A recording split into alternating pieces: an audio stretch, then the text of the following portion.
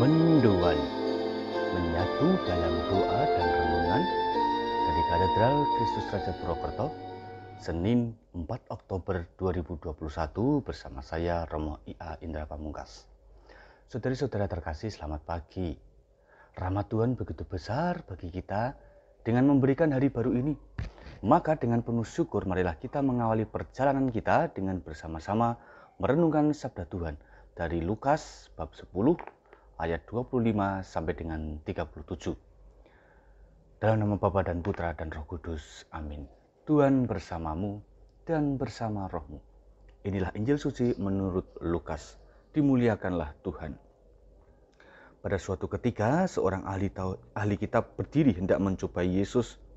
Guru, apakah yang harus kulakukan untuk memperoleh hidup yang kekal? Jawab Yesus kepadanya. Apa yang tertulis dalam hukum Taurat? Apa yang kau baca di sana?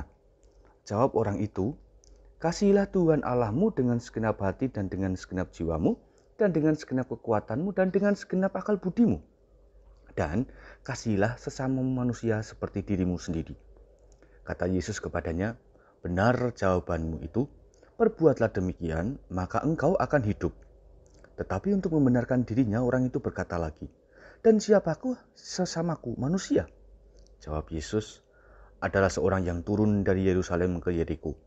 Ia jatuh ke tangan penyamun-penyamun yang bukan saja merampoknya habis-habisan, tetapi juga memukulnya, dan sesudah itu meninggalkannya setengah mati. Kebetulan ada seorang imam turun melalui jalan itu. Ia melihat orang itu, tetapi ia melewatinya dari seberang jalan. Demikian juga seorang Lewi datang ke tempat itu. Ketika melihat orang itu, ia melewatinya dari seberang jalan.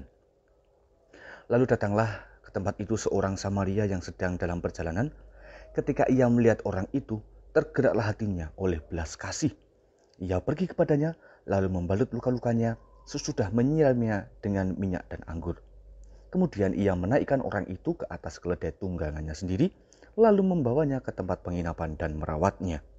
Keesokan harinya ia menyerahkan 2 dinar kepada pemilik penginapan itu. Katanya, rawatlah dia, dan jika kau belanjakan lebih dari ini, aku akan menggantinya waktu aku kembali. Menurut pendapatmu, siapakah di antara ketiga orang ini adalah sesama manusia dari orang yang jatuh ke tangan penyamun itu? Jawab orang itu, orang yang telah menunjukkan belas kasih kepadanya.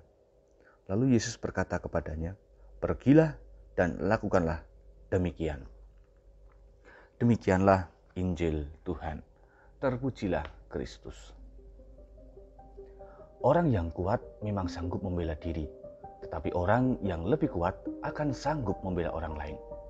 Perikop orang Samaria yang baik hati merupakan salah satu kekasan Injil Lukas.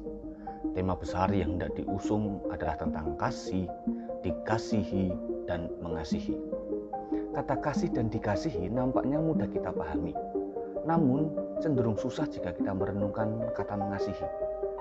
Imam dan orang Lewi itu tentu bisa mengasihi, tetapi dengan tetap membawa pikiran mereka sendiri. Artinya, mereka agak takut jika perbuatan kasih mereka justru nanti dapat merugikan hidup mereka dengan adanya konsekuensi-konsekuensi yang harus ditanggung. Dalam hati mereka pasti ada kehendak untuk menolong orang yang dirampok itu, tetapi pikiran mereka terlalu kuat untuk menolak kehendak tersebut. Orang Samaria adalah contoh lain. Dia mau menolong orang malang itu karena hidupnya didasarkan pada gerak hati dan budi untuk berbuat kasih. Mengasihi tidak perlu menghitung untung rugi, benar salah, atau tepat tidak tepat. Karena mengasihi pada dasarnya adalah cara kita menanggapi sabda Allah. Mengasihi selalu bermuatan kebaikan dan tidak terbatas pada siapa atau apa, tetapi seharusnya menjadi kebutuhan hidup kita sebagai manusia. Saudari-saudara, hari ini kita disadarkan bahwa daripada mencari siapa saja yang menjadi sesamaku, lebih baik kan bertanya, apakah aku sudah layak dianggap sebagai sesama oleh orang-orang di sekitarku? Maka mari kita buat bumi ini menjadi lebih indah dengan perbuatan kasih yang tak kenal lelah dari diri kita masing-masing. Kita berdoa.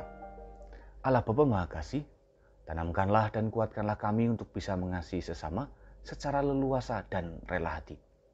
Gerakkan hati dan budi kami untuk semakin sadar atas tugas sebagai pembuat kasih dimanapun kami berada.